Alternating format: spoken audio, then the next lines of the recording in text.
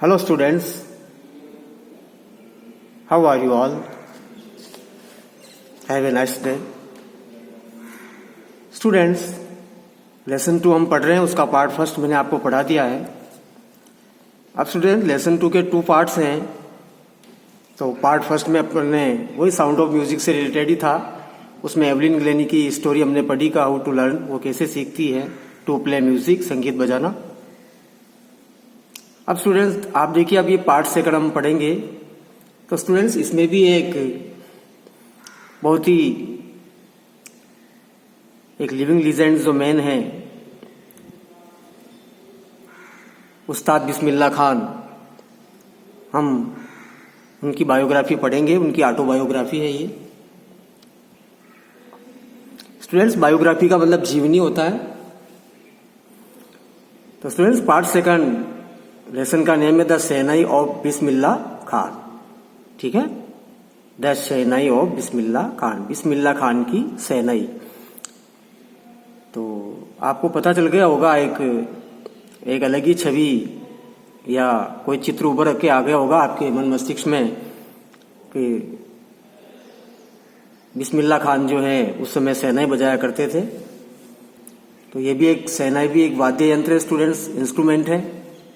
ठीक है, और ये भी आपकी संगीत से रिलेटेड ही लेसन है. और इसमें हम उस्ताद बिस्मिल्लाह खान के चाइल्डहुड के बारे में भी पढ़ेंगे.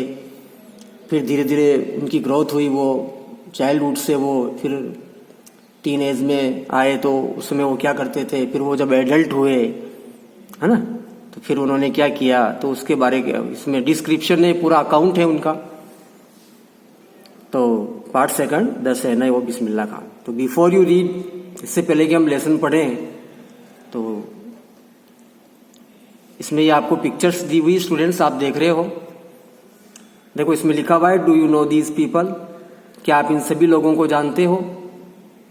और what instruments do they play, और ये सभी लोग जो हैं ये कौन कौन से वाद्य यंत्र बजाते हैं. तो राइटर ने आपसे क्वेश्चन कर लिया है कि do you know these people, do you know these people, क्या आप इन सभी लोगों को जानते हो. और व्हाट इंस्ट्रूमेंट्स, स्टूडेंट्स इंस्ट्रूमेंट का मतलब उपकरण, do they play, present simple tense के सेंटेंस है. What instruments do they play, और वो कौन कौन से वाद्य यंत्र प्ले करते हैं. तो प्ले मीन्स यहाँ बजाना. तो वो कौन कौन से वाद्य यंत्र बजाते हैं. तो स्टूडेंट्स आप ये देख रहे हो, ये फ्लूट मैस्ट्रियो हरिप्रसाद चौरसिया है जो बांसुरी वादक है. और स्टूडेंट्स ये जावेरी बहने हैं जो वायलिनिस्ट है, ये वायलिन बजाती है. ये परकशनिस्ट है स्टूडेंट्स, अभी अपन ने उस लेसन में पढ़ा था. परकशनिस्ट का मतलब तबला वादक, ये जाकिर हुसैन है. ठीक है, और ये इधर आपके उस्ताद बिस्मिल्लाह खान है, शहनाई वादक. ठीक है, तो स्टूडेंट्स ये जो पिक्चर्स दी हुई हैं, ये एक्सपर्ट की पिक्चर्स दी हुई हैं जिनको किसी न किसी वाद्य यंत्र में महारत हासिल है, वो एक्सपर्ट है इनको बजाने के. ठीक है, स्पेशलिस्ट है. तो बिफोर यू रीड हम पढ़ रहे हैं. तो थिंक ऑफ द शहनाई. अब राइटर कहता है कि आप शहनाई के बारे में सोचिए. थिंक का मतलब सोचना.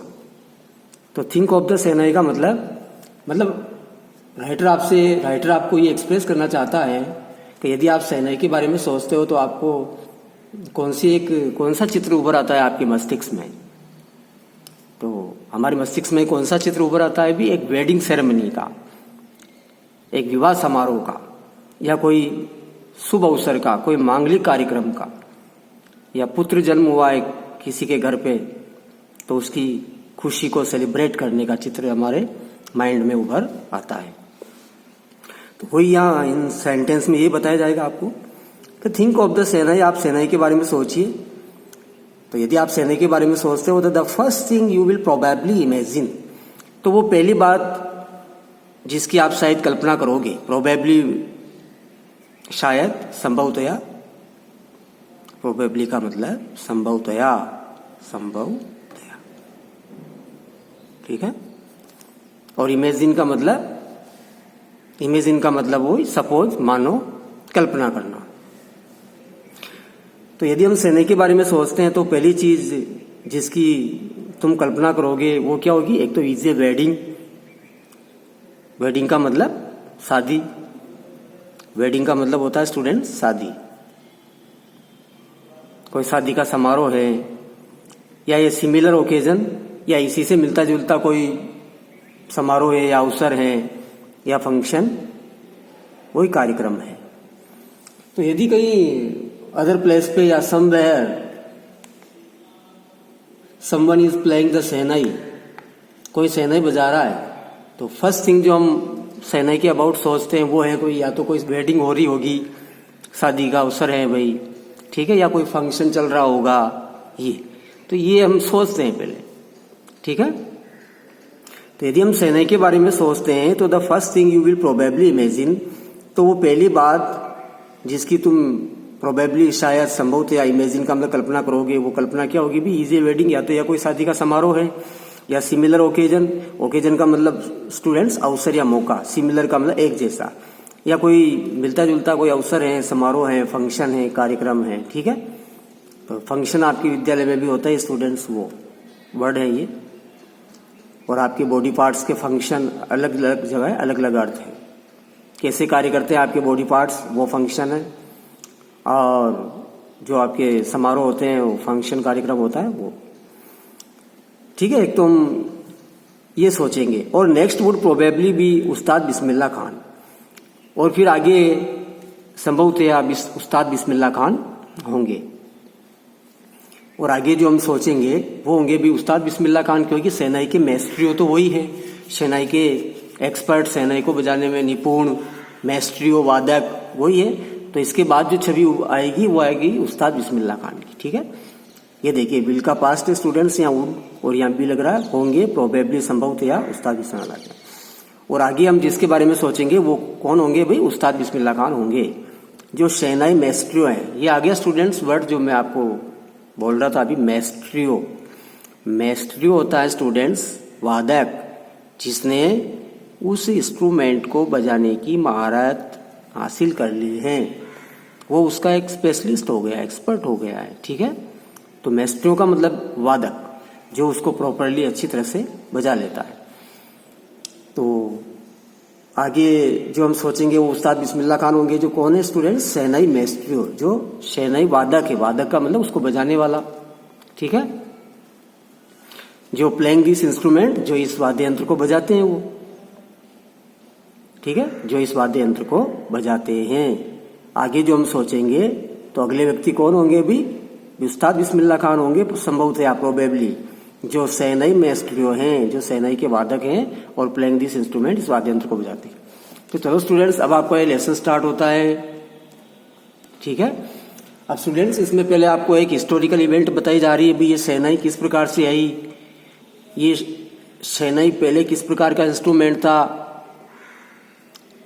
फिर इस इंस्ट्रूमेंट में कुछ इसको मॉडिफाई किया गया, इसमें रूपांतरण किया गया, तब जाके ये इंस्ट्रूमेंट कैसे आया, उसकी एक कहानी आपको हिस्टोरिकल से समझेंगे अपन। एक ऐतिहासिक या इवेंट बताई जा रही है आपको। देखो, emperor Aurangzeb band the playing of A musical instrument. Students, emperor का मतलब यहाँ सम्राट है, एम्परर का मतलब सम्राट, जो शासक है, सम्राट। तो एम्परर औरंगजेब, सम्राट औरंगजेब ने बैंड, स्टूडेंट्स बैंड का मतलब होता है रोक लगा देना या प्रतिबंध लगा देना, प्रतिबंध लगा, रोक लगाना या प्रतिबंध लगाना एक ही बात है। तो सम्राट औरंगजेब ने क्या किया था अभी? रोक लगा दी थी या प्रतिबंध लगा दिया था playing of A musical instrument, एक संगीत में वाद्य यंत्र को बजाने के लिए, ठीक है, कार्ड जिसको पुकारा जाता था पुंगी। ये वाद्य यंत्र का नाम है स्टूडेंट्स, पहले पुंगी बजाई जाती थी, एक बीन की तरह होता है ये पुंगी। तो स्टूडेंट्स पहले ये पुंगी एक वाद्य यंत्र था जिसको पहले बजाया जाता था, लेकिन इसकी आवाज क्या होती थी? कर्कश होती थी, थोड़ी कानों को वो अच्छी नहीं लगती थी, इसलिए औरंगजेब ने इस वाद्य यंत्र को बजाने का एक प्रतिबंध लगा दिया था, ठीक है।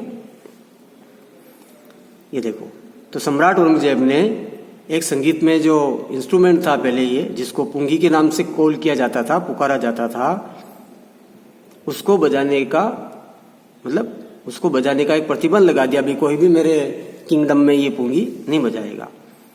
इन द रॉयल रेजिडेंस, शाही निवास में, जहाँ औरंगजेब का रेजिडेंस था, वो रॉयल रेजिडेंस का मतलब शाही निवास। स्टूडेंट्स, ये रॉयल रिलेटेड टू किंग, राजा से संबंधित वर्ड है, शाही, ठीक है। और रेजिडेंस का मतलब होता है स्टूडेंट्स निवास। क्या होता है? निवास। रेजिडेंस का मतलब होता है निवास। ये आपका रेजिडेंस कहाँ है, आपका निवास करते हैं, ठीक है।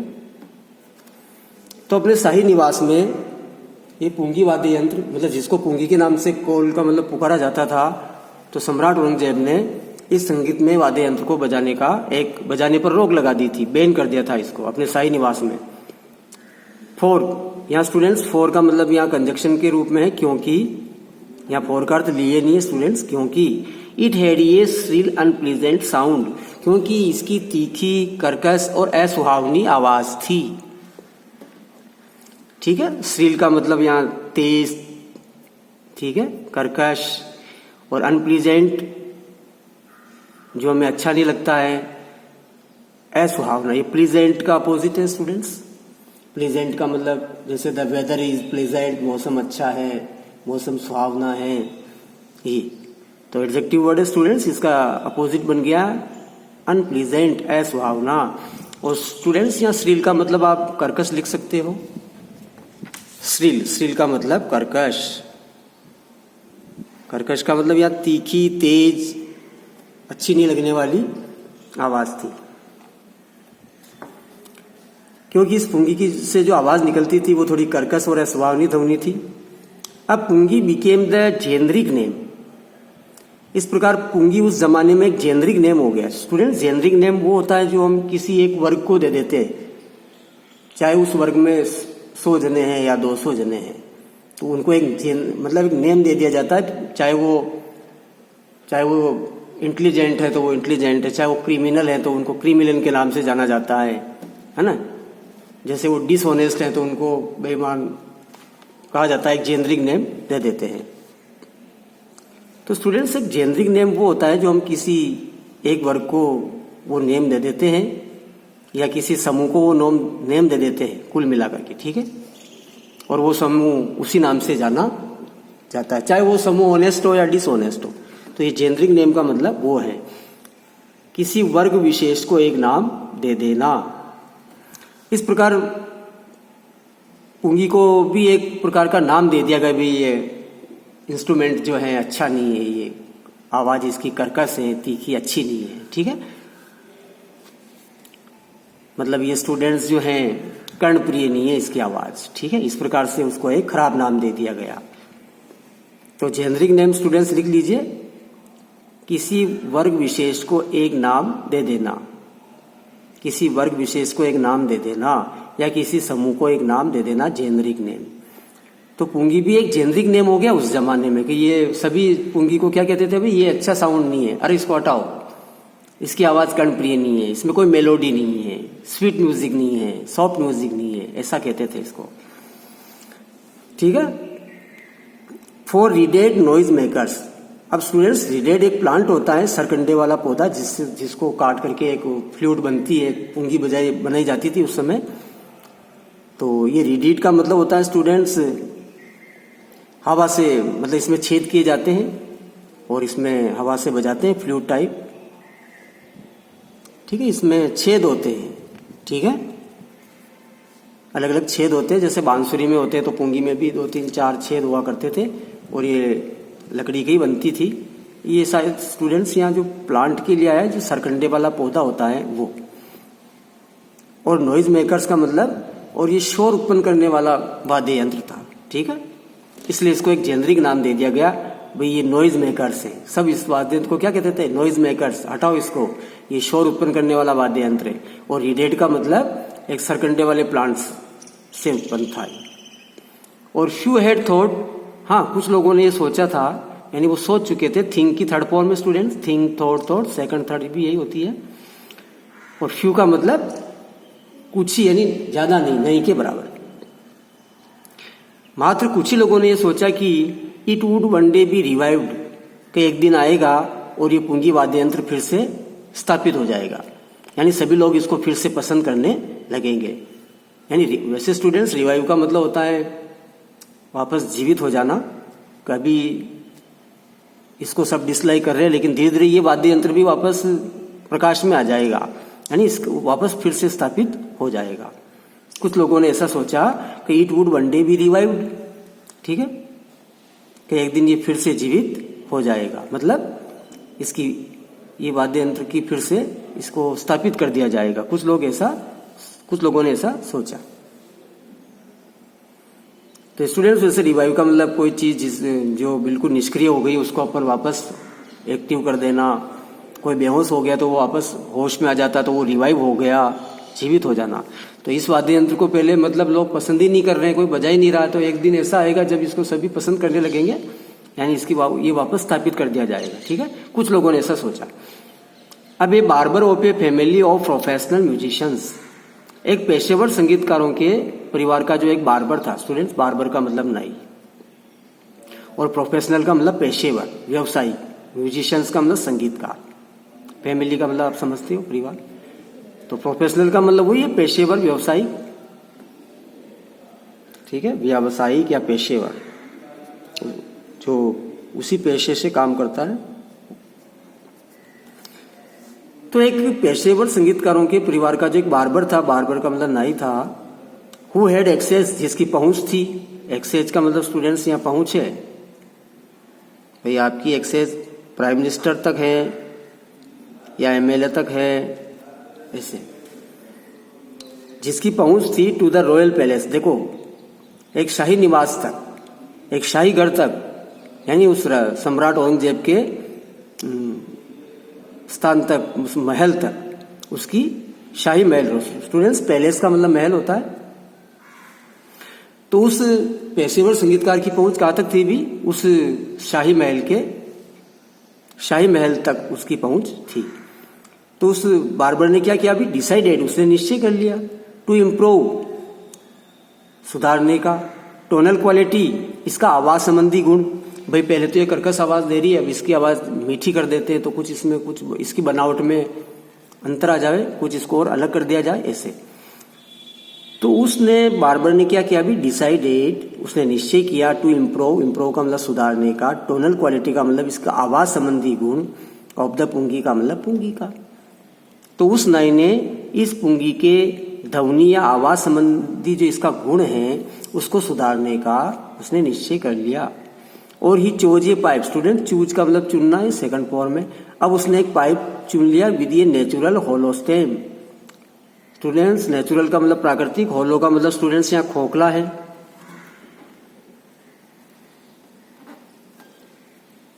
खोखला, ठीक है, भरा हुआ नहीं हो, कई बार लकड़ी अंदर से खोखली हो जाती है, तो इस प्रकार का उसने पाइप चुना।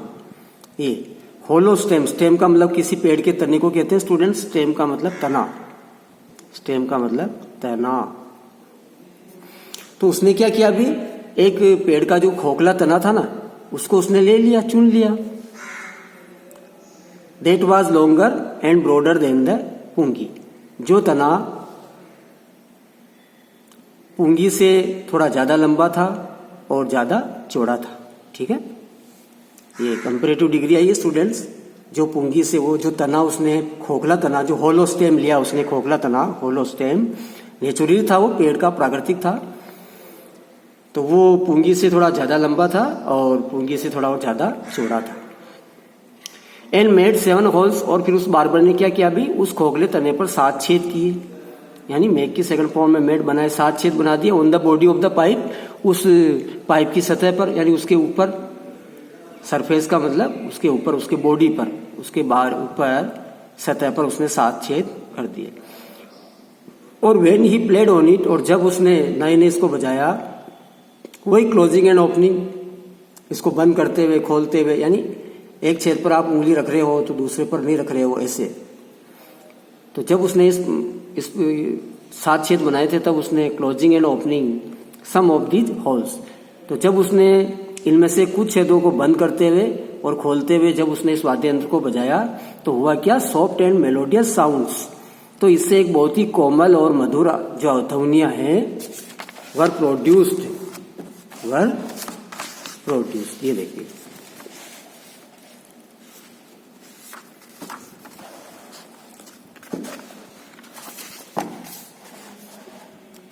तो स्टूडेंट्स या प्रोड्यूस दिए उसी सेंटेंस से जुड़ा हुआ है।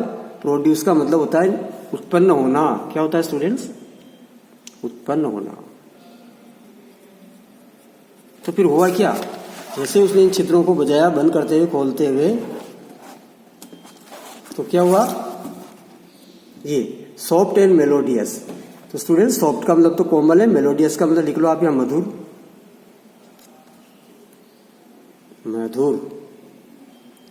तो इससे बहुत ही कोमल और मधुर जो साउंड्स का मतलब आवाजें जो है वर प्रोड्यूस्ड का मतलब उत्पन्न हो गई। ठीक है। और ही प्लेड द इंस्ट्रूमेंट, अब उसने इस वाद्य यंत्र को बजाया बार्बर ने। जो प्रोफेशनल था वो, उसके परिवार के लोग भी यही किया करते थे। पेशेवर कौन होता है स्टूडेंट्स? जो आपके एंसेस्टर्स, आपके फादर, आपके ग्रैंडफादर, फोर फादर्स, आपके जो पूर्वज हैं वो भी वही कर रहे हैं जो आप कर रहे हो। तो ही प्लेड द इंस्ट्रूमेंट, उस बार्बर ने, उस नाई ने उस वाद्य यंत्र को बजाया बिफोर रॉयल्टी, उस शाही महल के सामने। रॉयल्टी का मतलब भी स्टूडेंट्स वही है शाही निवास, शाही महल के वहां उसने उस वाद्य यंत्र को बजाया। एंड एवरीवन वाज इम्प्रेस्ड, तो वहां का हर व्यक्ति जो है प्रभावित हो गया। स्टूडेंट्स इम्प्रेस्ड का मतलब है प्रभावित होना, प्रभावित होना।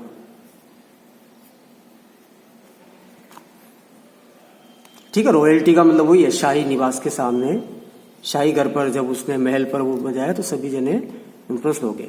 और the instrument so different from the pungi, और अब जो उसने ये इंस्ट्रूमेंट बनाया इसकी बनावट में सुधार करके, तो ये इंस्ट्रूमेंट पुंगी से इतना अलग था, डिफरेंट का मतलब थोड़ा इतना भिन्न था या अलग था, का हैड टू बी गिवन ये न्यू नेम, कि इसको एक नया नाम दे दिया जा चुका था। ठीक है। क्योंकि ये वाद्य यंत्र जो नया था ये पुंगी से इतना डिफरेंट अलग था कि इसको नया नाम दे दिया गया। और जैसा कि एज द स्टोरी गोज, जैसा कि कहानी भी यही कहती है, कहानी भी एक प्रचलित है, सिंस क्योंकि it was first played in the Shah chambers, क्योंकि इस वाद्य यंत्र को पहली बार एक सम्राट के कक्ष में बजाया गया। ठीक है। और वाज प्लेड बाय ये नाई, और इसको एक नाई द्वारा बजाया गया, यानी बार्बर द्वारा। तो द इंस्ट्रूमेंट वाज नेम्ड शहनाई, इसलिए इस वाद्य यंत्र को शहनाई नाम दे दिया गया। यानी ये इसके लास्ट में स्टूडेंट्स लग रहा ना नाई, यानी इसको नाई द्वारा बजाया गया। और पहली बार नाई ने इस वाद्य यंत्र को कहां बजाया? भी एक शाह के कक्ष में, चेम्बर में, यानी वो सम्राट जो था। तो ये लग रहा शाह, शहनाई। ठीक है। तो ये कहानी प्रचलित है, इस संबंध में भी इसको शहनाई क्यों नाम दिया गया, तो ये एक स्टोरी से रिलेटेड है। ये कहानी भी ये कहती है कि क्योंकि सिंस या कंजक्शन है स्टूडेंट्स, क्योंकि it was first played in the Shah chamber, क्योंकि इसको पहली बार एक सम्राट जो शाह था उस सम्राट के कक्ष में बजाया गया। और वाज प्लेड बाय ये नाई, और इसको एक नाई द्वारा बजाया गया जो बार्बर था, इसलिए इंस्ट्रूमेंट वाज नेम्ड द शहनाई, इसलिए इस वाद्य यंत्र का नाम शहनाई दे दिया गया। ठीक है स्टूडेंट्स। ठीक है स्टूडेंट्स, ये देखिए, ये पहले औरंगजेब के जमाने में, ये उस टाइम में इस प्रकार से वाद्य यंत्र, ये पुंगी है स्टूडेंट्स। ठीक है। ये, और फिर इसको इसकी बनावट में इसको सुधार करके फिर इस प्रकार इसको शहनाई का रूप दे दिया गया। इसकी आवाज जो थी श्रील, कर्कश और अनप्लीजेंट थी, और इस शहनाई की आवाज सॉफ्ट और मेलोडियस थी। ठीक है। कोमल और मधुर। तो ये वाद्य यंत्र की पिक्चर दी गई है। तो इस प्रकार से इसमें ये 7 छेद किए गए फिर, और खोखले तने से बनाई गई इसको, तो इसकी आवाज अच्छी हुई। और ये पहले कर्कश आवाज दे दिया करता था, ये पुंगी थी। अब द साउंड ऑफ म्यूजिक जो हम पढ़ रहे हैं उसका सेकंड पैराग्राफ देखिए आप, पार्ट सेकंड पढ़ रहे हैं हम। The sound of the shehnai began to be considered, अब इस शहनाई की आवाज को माना गया, लोगों ने इसको अच्छा मानना शुरू कर दिया। स्टूडेंट्स कंसीडर एक वर्ब है, कंसिडर का मतलब विचार करना भी होता है या किसी चीज को मानना या समझना। तो यहां अपन लिख देते हैं मानना या समझना। समझा जाने लगा, ठीक है, समझना।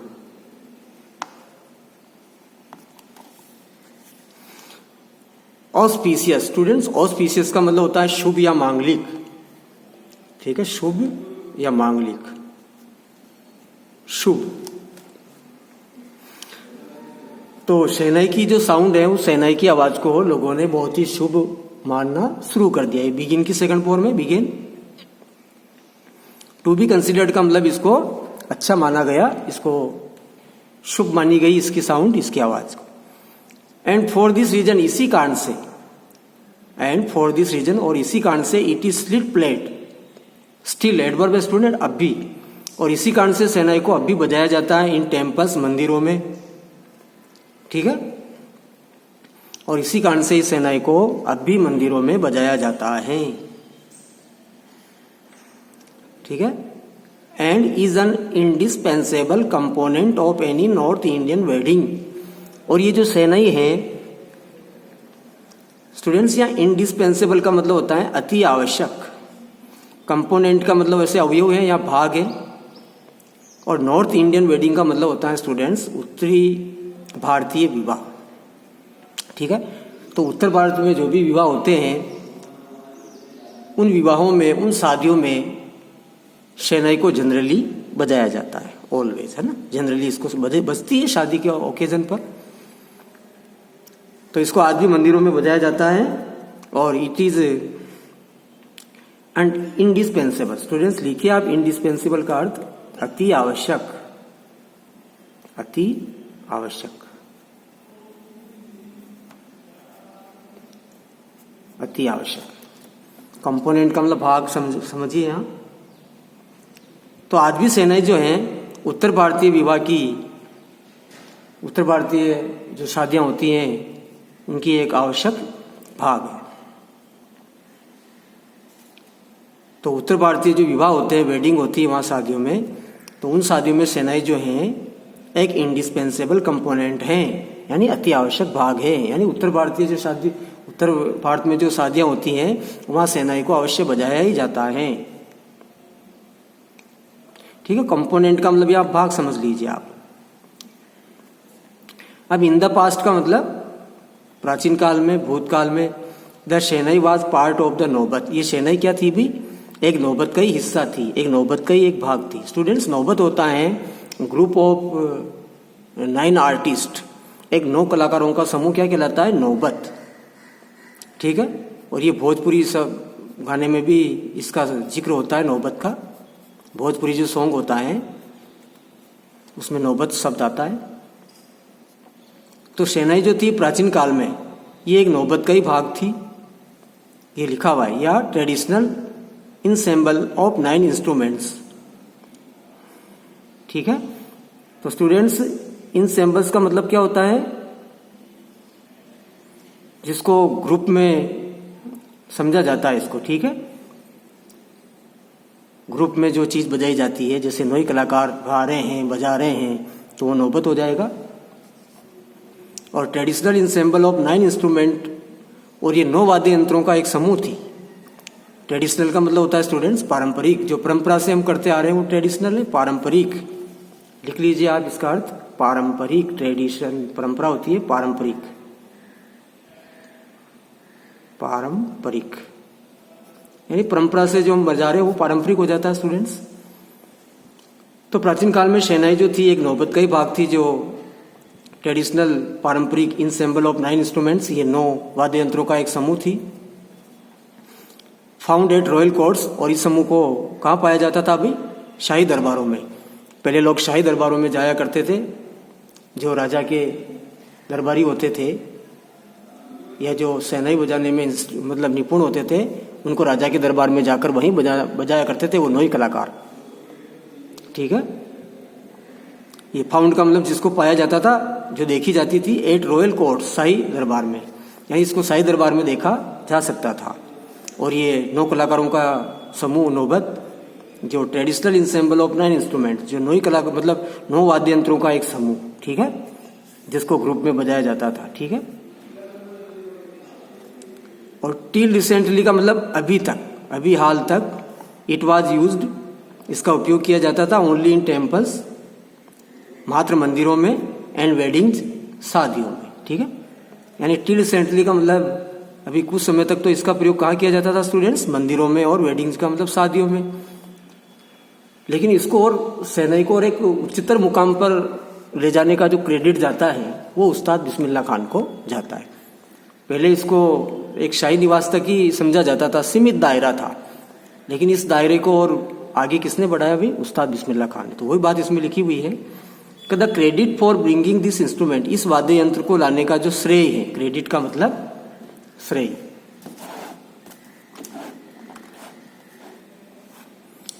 ठीक है स्टूडेंट्स। टिल रिसेंटली, अभी हाल ही तक तो इस शहनाई को मंदिरों में और शादियों में इसका यूज का मतलब उपयोग किया जाता था मात्र, लेकिन credit for bringing this instrument, इस वाद्य यंत्र को लाना, ब्रिंगिंग का मतलब लाना, ब्रिंग क्रिया स्टूडेंट्स जीरंड में आई है यहाँ। इस वाद्य यंत्र को लाने का जो क्रेडिट है, क्रेडिट का मतलब श्रेय, यहाँ मैं लिख देता हूँ स्टूडेंट्स, श्रेय।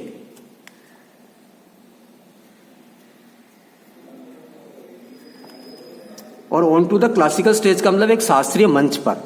तो स्टूडेंट, शास्त्रीय मंच वो होता है जो अति एक्सपर्ट जो लोग होते हैं वो प्रोग्राम देते हैं स्टेज पर अपना, तो वहाँ स्टेज पर, मंच पर, यानी एक शास्त्रीय मंच पर इस वाद्य यंत्र को लाने का जो क्रेडिट है वो गोज टू उस्ताद बिस्मिल्लाह खान। ये देखिए आप, वो उस्ताद बिस्मिल्लाह खान को जाता है। तो इस वाद्य यंत्र को शास्त्रीय मंच पर लाने का जो श्रेय है वो उस्ताद बिस्मिल्लाह खान को जाता है। फिर बड़े बड़े प्रोग्राम में स्टेज पर ये शहनाई बजने लगी। पहले ये रॉयल कोर्ट में बजती थी, शाही दरबार में इसको बजाया जाता था, ठीक है, और एक नौबत के रूप में बजाया जाता था। 9 कलाकार होते थे जो रॉयल पैलेस में जाते थे और वहीं इसको बजाया जाता था, ठीक है स्टूडेंट्स। ये सेकंड पैराग्राफ आपकी कंप्लीट है। अब आ जाइए स्टूडेंट्स थर्ड पैराग्राफ में। इसमें उस्ताद बिस्मिल्लाह खान का बचपन बताया जाएगा स्टूडेंट्स को, बचपन में क्या किया करते थे। देखिए, एज ए 5 ईयर ओल्ड, एक 5 वर्ष की उम्र में, जब उस्ताद बिस्मिल्लाह खान 5 वर्ष के थे, छोटे थे, तो बिस्मिल्लाह खान प्लेड गिल्ली डंडा। उस समय बिस्मिल्लाह खान गिल्ली डंडा खेलते थे, जैसा कि आप भी खेला करते थे बचपन में। गिल्ली डंडा एक पारंपरिक शब्द है स्टूडेंट्स, गेम है ये भी अपना, इंटरटेनमेंट के लिए अपन पहले इसी से इंटरटेनमेंट किया करते थे, गिल्ली डंडा। तो 5 वर्ष की उम्र में बिस्मिल्लाह खान भी गिल्ली डंडा खेलते थे नियर ये पौंड, एक तालाब के पास में, in the ancient estate of Dumraon. एक डुमराव नाम की जो प्राचीन एस्टेट थी, एस्टेट का मतलब स्टूडेंट रियासत,